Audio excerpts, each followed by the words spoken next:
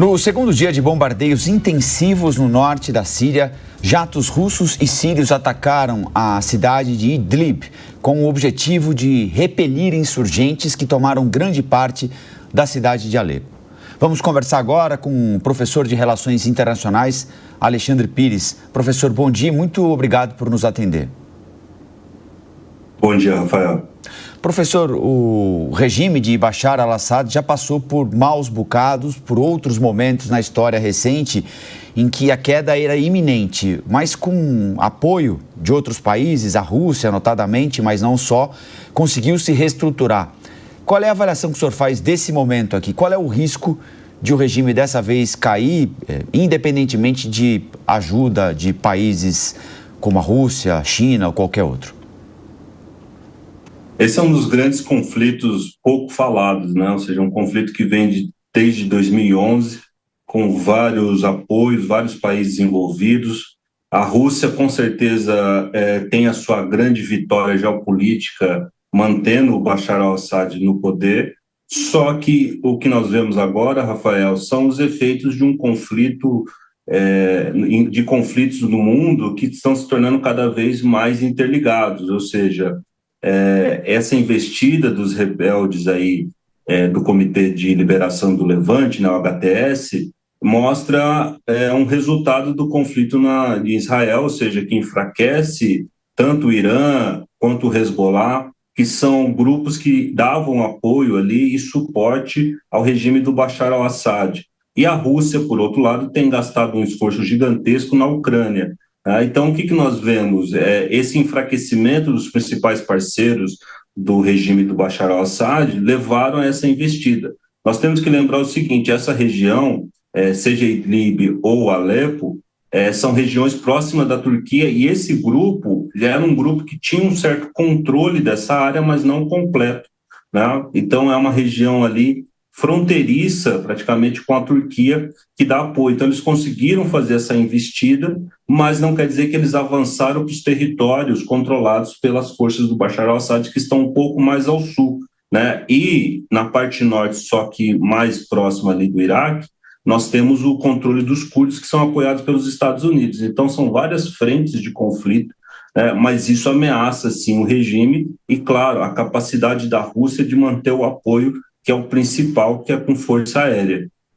Professor, a gente está falando de uma guerra civil que já está vigorando há muitos anos, desde 2011, como o senhor estava contando para a gente.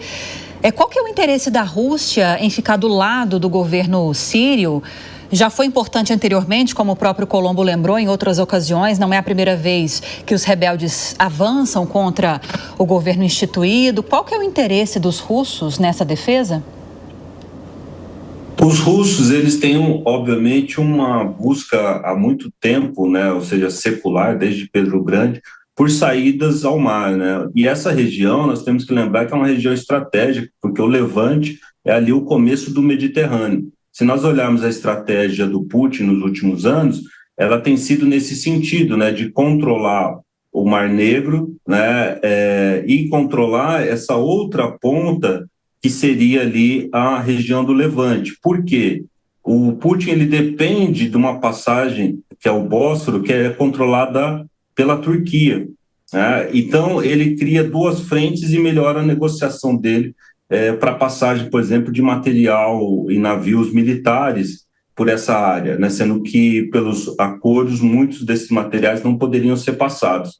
Então, é uma forma do Putin ter poder de barganha na região do Mediterrâneo, né? E, claro, ele cria uma influência ali numa área estratégica para os Estados Unidos, que é toda essa região do Oriente Médio, que abastece a economia mundial com petróleo. Então, ele ficaria mais poderoso mantendo o controle, e, claro, né, tem uma certa humilhação que ele conseguiu dos Estados Unidos, conseguindo manter o Bashar al-Assad. Então, faz tudo parte de um grande jogo ali estratégico. E a mesma coisa acontece com o apoio que a Rússia vem fazendo com o Irã, que é para controlar ali a região do Índico, ou seja, a Rússia ela tem uma estratégia secular, né, buscando controlar essas saídas para o mar para tentar influenciar e manter uma posição geopolítica que ela perdeu depois da queda da União Soviética. Professora Deise Ciocari tem uma pergunta também. Oi, professor, bom dia.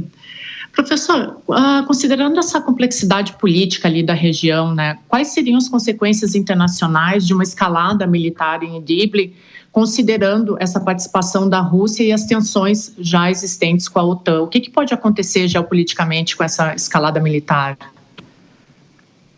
Bom dia, professora Deise. O que nós temos ali é um parceiro, né, um membro da OTAN, que é a Turquia, que tem partido, tem lado nesse movimento todo de conflito, né? Do outro lado, nós temos os Estados Unidos, que perdeu posição, né? Mas essa escalada, ela pode levar a um enfraquecimento de vários regimes, né? Ou seja, a derrota do Bashar al-Assad enfraquece o Hezbollah, que usa o território sírio como principal rota de contrabando, tira um grande parceiro do Irã, né? Ou seja, o Irã perde ali um parceiro estratégico. Se o HTS, né, que é esse grupo que tem feito os ataques, que é um grupo sunita, consegue preponderar, né, a Turquia ganha um grande aliado, né? Isso enfraquece os movimentos xiitas, né? Ou seja, mas também ao mesmo tempo vai criar uma região com um Estado islâmico jihadista, que esse grupo é um grupo jihadista. Então, você teria uma reconfiguração do cenário e, claro, né, a intensificação dos combates, além de levar a uma crise humanitária, provavelmente serviria ali como um rastilho de pólvora que mudaria provavelmente todas as fronteiras ali daquela área, né? E, claro, para Israel é muito interessante esse enfraquecimento do regime do Bashar al-Assad, porque consolidaria ali a posição de Israel na região e facilitaria, né, com que o Líbano deixasse de ser uma ameaça ao norte de Israel. Nós conversamos com o professor de Relações Internacionais, Alexandre Pires, a quem agradeço mais uma vez a participação aqui no Jornal da Manhã. Professor, boa semana, bom dia. Igualmente, obrigado.